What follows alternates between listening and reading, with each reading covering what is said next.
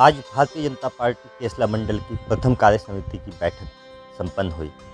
इस बैठक में प्रमुख रूप से सिवनी मालवा विधायक प्रेम शंकर वर्मा, जिला उपाध्यक्ष शैलेंद्र दीक्षित, अनिल बुंदेला, विधायक प्रतिनिधि राजेंद्र कुमार साथ, केसला मंडल अध्यक्ष सुशील बरखड़े, जनपद अध्यक्ष गणपत उइके, मंडल महामंत्री अजय वाजपेयी, जगदीश बावरिया, रामकिशोर यादव, रमेश मालवी, मनोहर लाल राठौर, गोविंद दास, महेश यादव, शिव नारायण यादव, विठल राम यादव, सुनील बाबा ठाकुर, बनवारी राठौर सहित मंडल पदाधिकारी और कार्यकर्ता उपस्थित थे। इस अवसर पर भाजपा पदाधिकारियों सहित अन्य नेताओं ने कार्यकर्ताओं को मार्गदर्शन दिया और संबोधन भी दिया।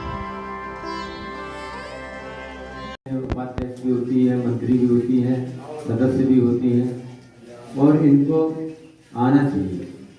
क्योंकि संगठन पर चर्चा चल रही है तो संगठन मुख्य विषय है और अच्छा इन चीज़ों को हम बहुत ही सहज लेते हैं। जैसे मान लो महिला हमारी बहनें पदाधिकारी हैं तो ठीक है, हम जा तो रहे हैं, वो नहीं भी आएगी तो चलेगा हैं, वो नहीं आ रही, उनके घर से उनके पति आ जाएंगे। इस प्रकार से मंडल में भी संचालन हो रहा है, इस प्रकार से ग्राम पंचायत जनपदों में संचालन हो रहा है, इस प्रकार से कई जगह जिला पंचायतों में हो रहा है। ये सब क्या है?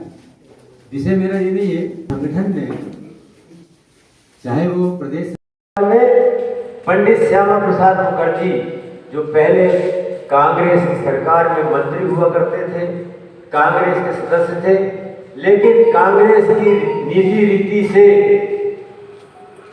विमुख होकर, क्योंकि देश हित में नहीं थी कांग्रेस की रीति नीति, इसलिए कांग्रेस को छोड़कर और 1951 में भारतीय जनसंघ की स्थापना की, जिसके वो पहले अध्यक्ष रहे। पंडित श्यामा प्रसाद मुखर्जी जनसंघ के महामंत्री हुआ करते थे। दोनों ही महापुरुषों ने, क्योंकि वो राष्ट्रवाद से ओतप्रोत थे, दोनों ही महापुरुषों ने आज मेहनत करके जनसंघ को पहले जनता पार्टी और फिर भारतीय जनता पार्टी के इस बड़े रूप में देखने का हमको मौका मिला। इसमें पंडित श्यामा प्रसाद मुखर्जी और पंडित दीनदयाल जी उपाध्याय दोनों का ही बहुत ही महत्वपूर्ण योगदान है। साथियों, पंडित श्यामा प्रसाद मुखर्जी राष्ट्रवाद के प्रणेता थे। वो कश्मीर जो भारत का एक अलग राज्य का दर्जा दिया गया था, उससे बहुत खिन्न थे, नाराज थे। उनका कहना था कि एक ही देश में कश्मीर राज्य को अलग राज्य का दर्जा दिया गया, वहाँ का अलग संविधान, वहाँ का अलग प्रधान, वहाँ का अलग ध्वज। इसलिए उनका कहना था कि एक ही देश में दो प्रधान, दो निशान और दो विधान नहीं चलेंगे। और इसीलिए आज हमारे प्रधानमंत्री नरेंद्र मोदी जी, जो पूर्ण बहुमत की सरकार आप सब लोगों के आशीर्वाद से दिल्ली में बनी, उन्होंने सबसे पहले पूर्ण बहुमत की सरकार बनते ही सबसे पहले धारा 370 कश्मीर से हटाई, 35A कश्मीर से हटाया और आज कश्मीर उसी प्रकार का एक राज्य है जिस प्रकार से अन्य राज्य हैं भारत के।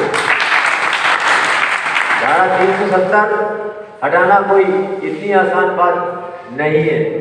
कांग्रेस के लोग तो आज भी समर्थन कर रहे हैं कि धारा 370 नहीं हटना चाहिए, लोगों की स्वतंत्रता का हनन किया, इस प्रकार की बातें।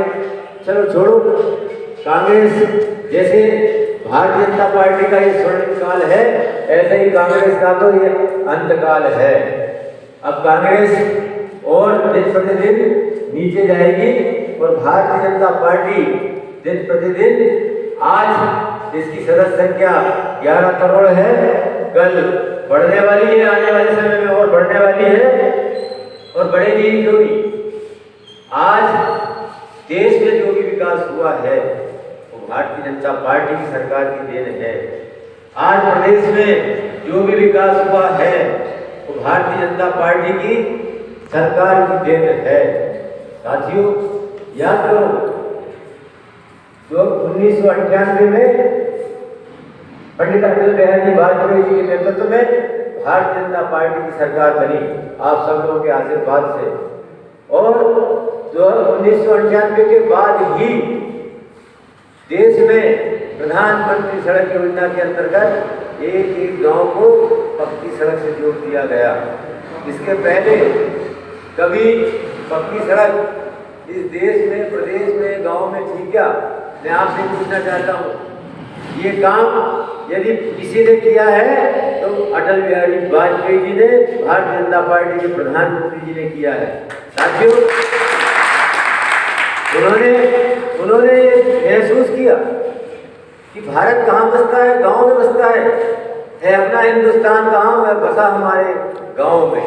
हिंदुस्तान गांव में बसता है और इस देश की 70% आबादी गांव में रहती है और वही 70% आबादी बिजली से वंचित, सड़क से वंचित, पानी से वंचित, जीवन की मूलभूत आवश्यकताओं से वंचित।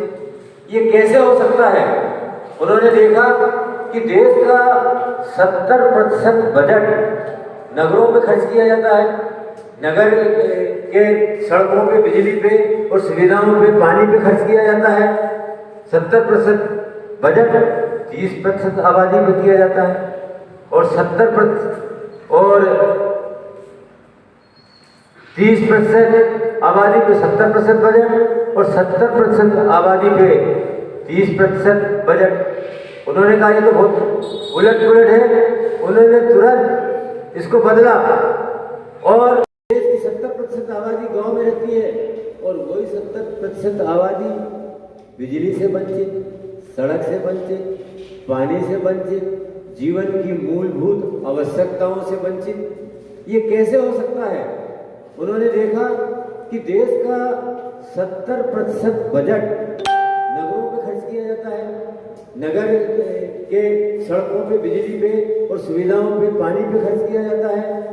70% बजट 30% आबादी पे किया जाता है और 70% और 30% आबादी पे 70% बजट और 70% आबादी पे 30% बजट। उन्होंने कहा ये तो बहुत उलट पुलट है। उन्होंने तुरंत गांव-गांव में रहने वाले छोटे छोटे कार्यकर्ता, बूथ स्तर पर डटने वाले, एक एक मोहल्ले में काम करने वाले, ऐसे सबसे पहले हमारे इन कार्यकर्ताओं का योगदान है कि आज भाजपा विश्व की सबसे बड़ी पार्टी है। साथियों, आपको मैं पिछले समय में ले चलता हूं। भारतीय जनता पार्टी का जन्म तो 1980 में हुआ। इसके पहले 1951 में भारतीय जनता पार्टी की विचारधारा के संगठन जनसंघ का उदय हुआ और 1951 में पंडित श्यामा प्रसाद मुखर्जी, जो पहले कांग्रेस की सरकार में मंत्री हुआ करते थे, इसलिए उनका कहना था कि एक ही देश में 2 प्रधान, 2 निशान और 2 विधान नहीं चलेंगे। और इसीलिए आज हमारे प्रधानमंत्री नरेंद्र मोदी जी, जो पूर्ण बहुमत की सरकार आप सब लोगों के आशीर्वाद से दिल्ली में बनी, उनका हटाना कोई इतनी आसान बात नहीं है। कांग्रेस के लोग तो आंदोलन का हनन किया, इस प्रकार की बातें चलो छोड़ो।